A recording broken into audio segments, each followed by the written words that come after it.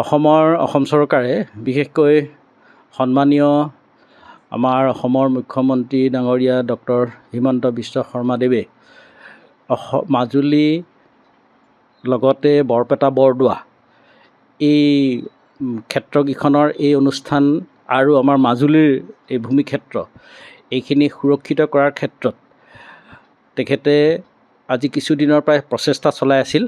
গতিকে শেহতীয়াভাৱে আমি জানিব পাৰিলোঁ যে ইতিমধ্যে যিখন ভূমি সংৰক্ষণ আইন সেই আইনখন গৃহীত হৈছে আৰু সেইটো আমাৰ কাৰণে বৰ আমাৰ কাৰণে আনন্দৰ কথা।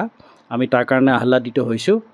আৰু বিশেষতঃ মাজুলীৰ যি ভূমিক্ষেত্ৰ য'ত আমাৰ মাজুলীৰ সত্ৰ নগৰী বা বৈষ্ণৱ নগৰী বুলি যি আমি কোৱা যায়, ইয়াৰ যিটো সুৰক্ষা আমি বিচাৰি আছিলোঁ। গতিকে এই ক্ষেত্ৰত এই আইনখনৰ অন্তৰ্ভুক্ত কৰি মাজুলীক যি ভূমি আইনৰ মাজলৈ আনি সুৰক্ষিত কৰিবৰ কাৰণে মুখ্যমন্ত্ৰীয়ে পদক্ষেপ ল'লে, তাৰ কাৰণে আমি আদৰণি জনাইছোঁ।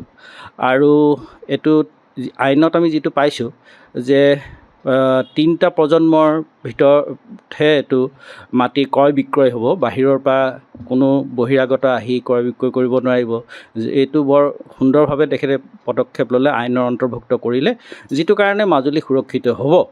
দ্বিতীয় কথা মই ক'বলৈ বিচাৰিছোঁ যে মাজুলী ইতিমধ্যে আমাৰ সংযোগ যি দলঙৰ যোগেদি আমাৰ যি সংযোগ স্থাপিত হ'বলৈ গৈ আছে। গতিকে এই ক্ষেত্ৰত এই আইনখন আনি এই ঘোষণাটো দি আমাৰ মাজুলীক সুৰক্ষিত কৰিব বুলি আশা কৰিছোঁ। যিহেতুকে এই সংযোগ হৈ যোৱাৰ পিছত তাৰমানে এনেকুৱা হয় যে এই সংযোগ হ'বলৈ যি গৈ আছে, তেনেকুৱাতে আমি দেখিছোঁ যে বাহিৰৰ বহু লোকৰ এই মাজুলীৰ ওপৰত দৃষ্টি আছে। গতিকে এই মাজুলীত যাতে মাজুলীবাসীৰ বাদে অন্যই যাতে ইয়াত আহি পেলাই মাটি দখলৰ ক্ষেত্ৰত প্ৰচেষ্টা চলাব নোৱাৰে, এই ক্ষেত্ৰত তেখেতে ঠিক সংযোগ হোৱাৰ আগতে যি আইনী ব্যৱস্থা কৰিলে, তাৰ কাৰণে এটা বৰ সুন্দৰ পদক্ষেপ ল'লে আৰু এইটো বৰ সুদূৰ প্ৰসাৰী এটা তেখেতৰ সিদ্ধান্ত বুলি আমি ক'ব লাগিব। তাৰ কাৰণে বাৰম্বাৰ আমি ধন্যবাদ জনাইছোঁ তেখেতক, অসম চৰকাৰক ধন্যবাদ জনাইছোঁ। আৰু ভৱিষ্যতলৈকে তেখেতে এই মাজুলী বৰদোৱা বৰপেটাৰ ওপৰত যিখিনি সুৰক্ষিত হৈ ৰখাৰ ক্ষেত্ৰত এই ধৰ্মীয় অনুষ্ঠান মাজুলী এই গোটেইখিনি ৰক্ষাৰ ক্ষেত্ৰত যি তেখেতৰ প্ৰচেষ্টা থাকিব, সেইখিনি নিশ্চয় তেখেতে ভৱিষ্যতলৈকে ল'ব, তাৰ আমি আশা ৰাখিলোঁ। আচলতে অসম চৰকাৰে যিটো সিদ্ধান্ত লৈছে, আচলতে ইয়াৰ আগতেও ঘোষণা কৰিছিলে, কিন্তু আলোচনাৰ মাধ্যমত ৰৈ গৈছিলে।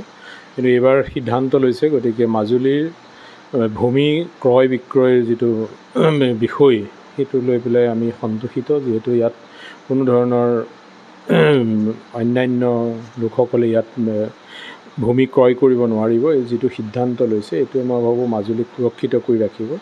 আৰু মাজুলীৰ ভূমিখণ্ড যাতে সুৰক্ষিত থাকে সদায়, সেইটো কাৰণে আমি সদায় সচেতন হৈ থকাৰ প্ৰয়োজনীয়তা আছে। আৰু বিশেষকৈ অন্যান্য ফালৰ পৰা চৰ চাপৰিসমূহ যাতে দখল কৰিব নোৱাৰে, তাৰ কাৰণেও আমি সতৰ্ক থকাৰ প্ৰয়োজনীয়তা আছে। আৰু এই ক্ষেত্ৰতো চৰকাৰৰ বিশেষ ভূমিকা, যাতে বিভিন্ন ব্ৰহ্মপুত্ৰৰ মধ্যম অংশতে হওক বা বিভিন্ন খণ্ডত চৰ চাপৰিসমূহ আছে, সেইসমূহো যাতে এই